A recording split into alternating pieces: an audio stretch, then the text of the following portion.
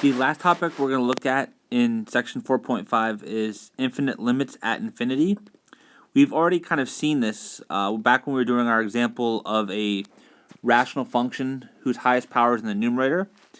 If you wanted to kind of look through the precise definitions of those statements, I'm going to leave them here in the notes for you.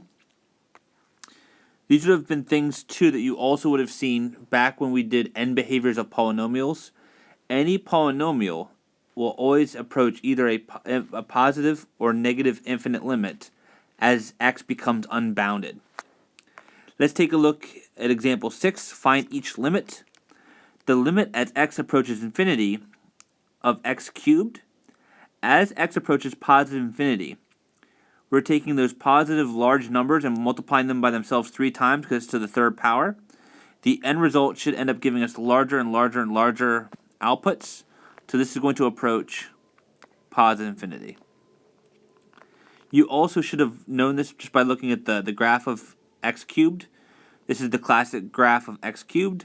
As x approaches positive infinity, we see that the function values, the outputs themselves, will approach positive infinity.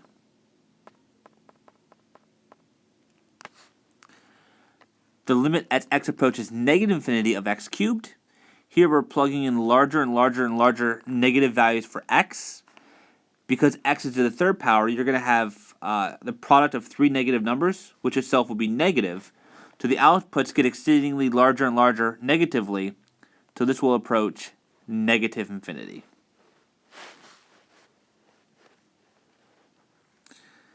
In example 7, this is just kind of coming back to things we've already seen. This was an example of a rational function.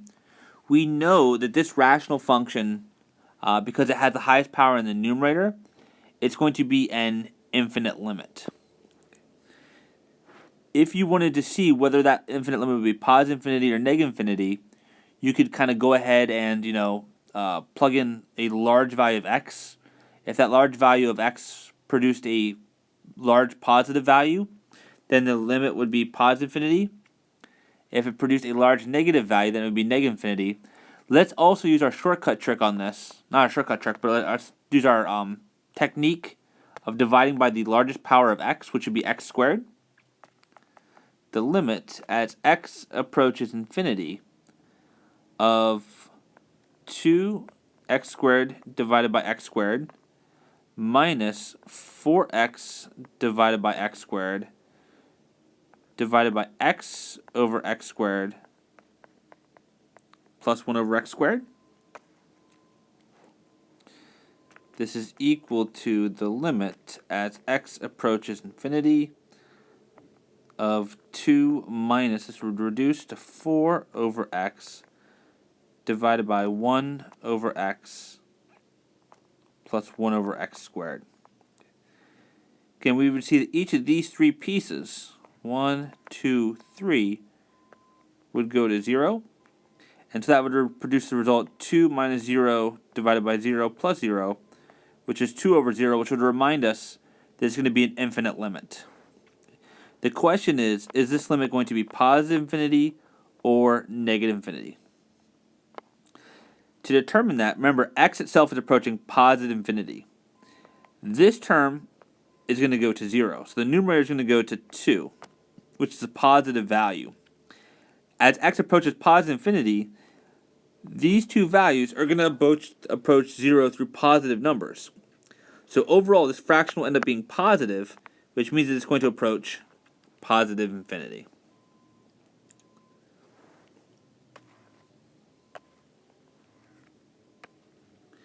If we look at the limit in part B, let me just kind of work off of what we just had. This would be the limit as x approaches negative infinity of the following. We'd have 2 minus 4 over x divided by 1 over x plus 1 over x squared. The numerator is still going to go to 2 because this piece will go to 0. And now the denominator, as x approaches negative infinity, this term will be some negative value, and this term will be some positive value. So it's a little bit more difficult to determine, whether the denominator is going to be positive or negative. But 1 over x would be larger than x squared, right? Because we have this inequality. For x large, x squared is bigger than x. And actually, we've got to be a little bit even more careful here because the signs are in consideration. In terms of the values of them, the 1 over x would have a larger value than what 1 over x squared would be. For example, if I pick, just to show, let's let x be equal to 10. 1 over 10, to be negative 10, negative 1 over 10, plus 1 over negative 10 squared would be negative 1 over 10 plus 1 over 100, which would end up giving us negative 9 over 100. So the denominator is going to be negative, and it's going to approach 0 through negative values, which means that this limit is going to be negative infinity.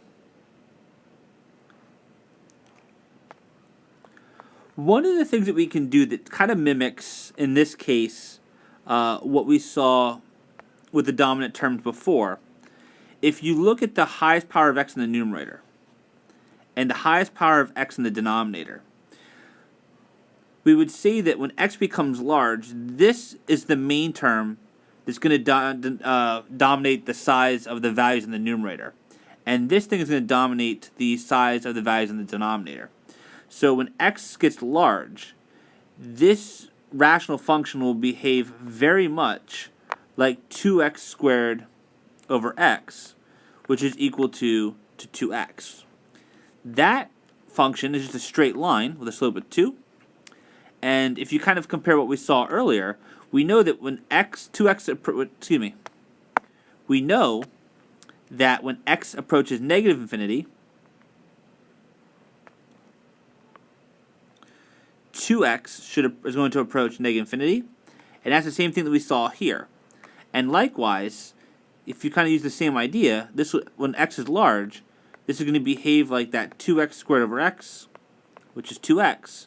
And when x approaches positive infinity, 2x is going to approach infinity as well. So if you want to, you can look at the leading term in both numerator and denominator, simplify it to a polynomial expression, and then based upon your knowledge of polynomials, determine whether or not the limit will be positive infinity or negative infinity.